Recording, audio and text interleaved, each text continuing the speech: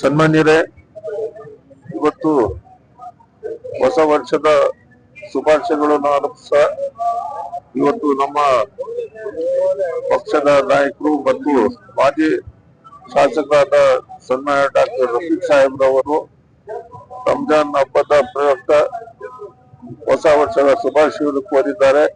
ಅದೇ ರೀತಿಯಾಗಿ ಅವರ ಇದರಲ್ಲಿ ಒಂದು 26ನೇ ವರ್ಷದ ಕ್ಯಾಲೆಂಡರ್ ಅನ್ನು ಬಿಡುಗಡೆ ಮಾಡಿದ್ದಾರೆ.